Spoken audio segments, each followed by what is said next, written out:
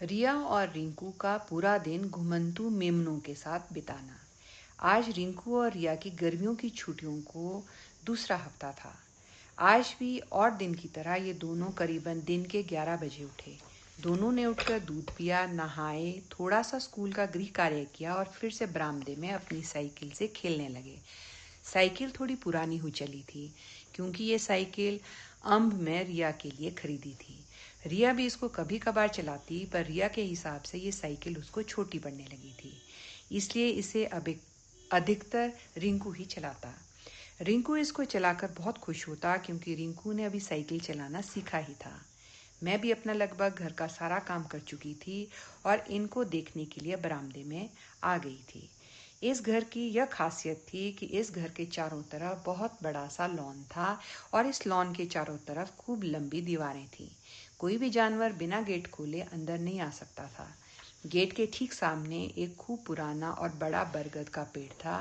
पेड़ के चारों तरफ भी खूब सारी जगह थी जहां अक्सर लोग अपनी गाय और बकरी को चराने आते और इस पेड़ की छांव में थोड़ा सा दिन को सुस्ता भी लेते। हम इन लोगों की चहल पहल से खूब रौनक रहती। मैं बच्चों को गेट से बाहर न जाने देती क्योंकि मुझे अनजान लोगों से हमेशा डर लगता था। हम अभी बाहर बैठकर ठंडी हवा का मजा ही ले रहे थे कि अचानक से हमें गेट के बाहर 100 से 200 भेड़ें, बकरियां और मेमने दिखाई दिए। रिया और रिंकू के लिए तो ये एक सपना जैसा था क्योंकि इन्होंने तो सिर्फ किताबों में ही इनके बारे में पढ़ा था। मैं खुद पहाड़ी इलाके से हूँ, इसलिए मेरे लिए यह नज़ारा आम सा था। ये घुमंतू थे जो पहाड़ों में ठंड होने पर मैदानी इलाकों का रुख ले लेते और गर्मियों में पहाड़ों की तरफ चले जाते। मेरे पूछने पर इन्होंने बताया कि ये पहाड़ की तरफ रुख करेंगे और आज रात इसी पेड़ के नीचे आराम फरमाएंगे। ये करीबन 4 लोग थे। इनमें से सबसे बड़ी उम्र का आदमी लगभग 50 साल का रहा होगा। साथ में 2 खच्चरें थी जिन पर ये खाने पीने, बर्तन आदि सामान लादते थे। रिंकू और रिया दूर से ही गेट के सिलाखों के पीछे से यह सब नज़ारा देख रहे थे। सब भेड़ें, बकरियां, मेमने भी बच्चों को देखकर गेट के पास आकर आवाज़ें निकाल रहे थे, जैसे ये भी रिया रिंकू से दोस्ती करना चाहते हों। बच्चे इतने सारे भेड़ बकरियों को देखकर थोड़े सहम से भी गए थे और इनकी आवाज़ें तो बच्चों को परेशान कर रही थी। रिया और रिंकू बंद गेट के पीछे इस नज़ारे को निहारते रहे। रिया और रिंकू के मन में हजारों सवाल उठ रहे थे, पर अभी उनकी समझ से बाहर था कि ये हो क्या रहा है। धीरे धीरे शाम ढलने के साथ साथ भेड़, बकरियां और मेमने भी शांत हो गए और वे गेट से हटकर पेड़ के चारों तरफ चुपचाप आराम से बैठने लगे। बीच बीच में कभी कभी मेमनों की आवाज़ सुनाई पड़ती। अब अंधेरा सा होने चला था। हमारे गेट के दोनों तरफ के बल्ब इनको रोशनी देने में मदद कर रहे थे। हम भी थोड़ी देर के लिए अंदर आ गए। बाद में बच्चों ने फिर जिद की और हम इस बार गेट से निकलकर बाहर आ गए। अब लगभग सब कुछ शांत हो चला था। बच्चे मेरी दोनों हाथ की उंगलियां पकड़कर गडरियों के पास जाने की जिद करने लगे। मैं भी पहले जाने और बात करने में थोड़ा असहज महसूस कर रही थी, पर बच्चों को देखकर गडरियों ने बच्चों से खुद ही दोस्ती कर ली थी। बच्चों के चेहरे पर कई सवाल थे। गडरिये कहीं कहीं से 2 पत्थर लाए और उसका चूल्हा बनाकर आटा गूंथकर पहले तो रोटियां बनाई, फिर बकरी का दूध निकालकर उसको उबालकर खीर बनाई। उनका कहना था कि यही उनका खाना होता है। वे या तो बकरी के दूध को उबालकर उसके साथ रोटी खाते हैं या फिर बकरी के दूध की खीर बनाकर अपना पेट भर लेते हैं। रिया रिंकू को तो शायद इस बात को समझने में वक्त लगा होगा क्योंकि ये बहुत छोटे थे, पर मुझे भी इन लोगों का इस तरह से हर रोज यही भोजन करना अजीब सा लग रहा था। गडरियों की अब रिंकू और रिया से खूब दोस्ती हो चली थी। इससे ज्यादा तो मेमनों की। 2 मेमने रिया रिंकू के इतने करीब आ गए थे कि आगे आगे रिया रिंकू चलते और पीछे पीछे वे 2 मेमने। बच्चे मेमनों को घर के अंदर ले जाने की जिद करने लगे। गडरियों ने समझाया कि रात को मेमने अपनी माँ के बिना नहीं रहते। खैर बच्चे समझ भी गए। गडरियों ने रिया रिंकू से वादा किया कि वे कल दिन को भी वहीं रहेंगे। बाकी भेड़ बकरियों को दिन में घास चराने के लिए आसपास के जंगल मैं ले जाएंगे, पर मेमनों को गेट के अंदर खेलने के लिए भेज देंगे। मेमने छोटे हैं इसलिए उनको साथ नहीं ले जाएंगे।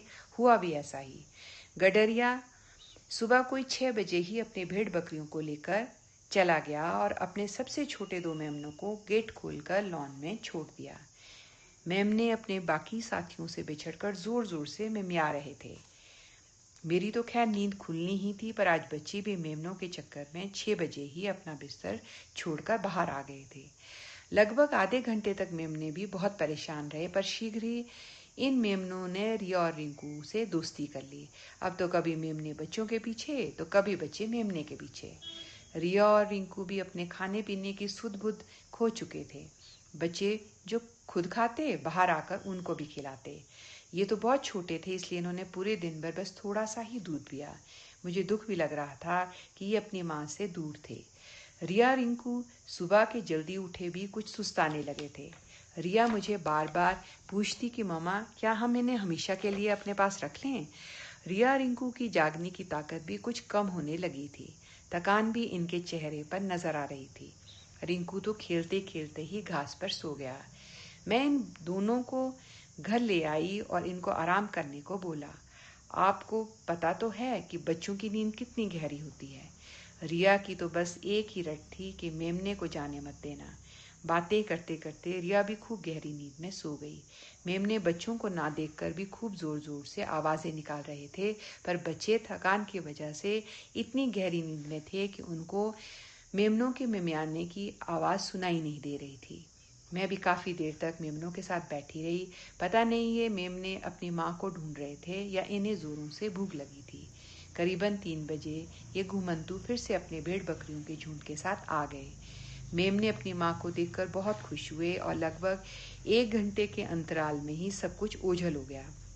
अब ना तो गडरिये दिखे, ना ही भेड़ बकरियां और ना ही मेमने। बच्चे अभी भी सो ही रहे थे। करीबन 6 बजे उनके पापा के आने से रिया और रिंकू की नींद खुली। इस बार पापा को ना पूछकर सीधे दरवाजे से बाहर निकले और मेमनों को ढूंढते रहे। रिंकू तो रोने ही लग गया। तभी तो कहते हैं बच्चे भगवान का रूप होते हैं। ये थोड़ा सा प्यार और थोड़ी देर का मिलन भी इतना सच्चा पक्का होता है कि हृदय पर गहरी छाप छोड़ देता है। पापा के समझाने पर भी नहीं समझ पा रहे थे। हमने समझाया कि जैसे अब आप अपनी माँ के बिना नहीं रह सकते, वैसे ही मेमनों को अपनी माँ से दूर रहना नहीं आता। वह तो अभी इतने छोटे हैं कि माँ का दूध ही उनका भोजन है। रिया थोड़ी बड़ी होने की वजह से थोड़ा समझ पाई, पर रिंकू समझने को तैयार ही नहीं था। इन्होंने रात को खाना भी थोड़ा खाया, पर मुझे रिया की रजाई के नीचे सिसकियां सुनाई दे रही थी। मैंने भी अब कुछ और समझाना ठीक नहीं समझा। दूसरे दिन ये बाकी दिनों के मुकाबले थोड़ी जल्दी उठे। रिंकू तो शायद भूल चुका था, पर रिया बाहर जाकर फिर से मेमनों को ढूंढ रही थी। रिया उदास थी और उसको उस मेमनों को भुलाने में 2-3 दिन लग गए। बच्चे बहुत भावुक होते हैं और बहुत साफ दिल के। इनके लिए कुछ भी अच्छा बुरा नहीं होता। बस जो प्यार से मिल लिया उसी के हो जाते हैं। तभी तो कहती हूँ बच्चे भगवान का रूप होते हैं। मैं चाहती हूँ कि मैं हर बार आपसे वह बात साझा करूँ जो बात मुझे बच्चों के दिल को लगी हो और मैंने अपने बच्चों की गहराई से समझने की कोशिश की हो। आज सिर्फ इतना ही। कल मिलते हैं एक नई कहानी के साथ। नमस्कार।